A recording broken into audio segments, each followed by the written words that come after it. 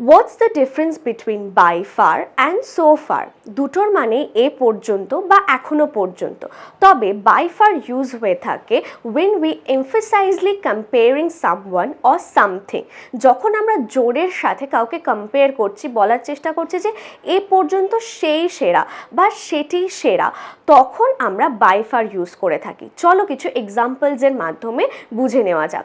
আমি যদি বলি যে আমাদের ইউনিভার্সিটিতে রোহানি এখনো পর্যন্ত সেরা badminton player, by far Rohan is the best badminton player in our university. এখানে আমি রোহানকে কম্পেয়ার করছি জোরের সাথে যে এখনো পর্যন্ত সেই সেরা। এই সমস্ত ক্ষেত্রে আমরা বাই ফার ইউজ করে থাকবো। So what is the sentence? By far Rohan is the best badminton player in our university. She is by far the most talented student in our class. She is by far the most talented student in our class. এখনো পর্যন্ত আমাদের ক্লাসে সেই সবচাইতে talented student, সবচাইতে মেধাবী ছাত্রী। She is by far the most talented student in our class. By far this is the toughest paper in the board exam. Board exam এ এখনো পর্যন্ত এটা সবচাইতে টাফ পেপার।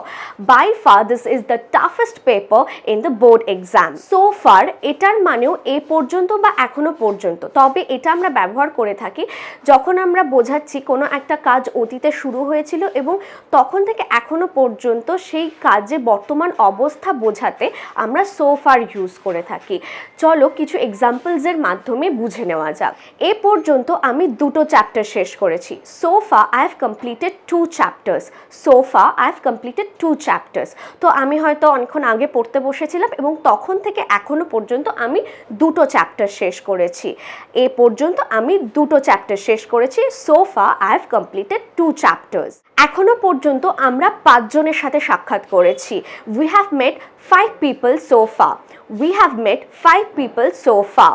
এখনো পর্যন্ত সবকিছু ভালোই চলছে। So far everything is going well.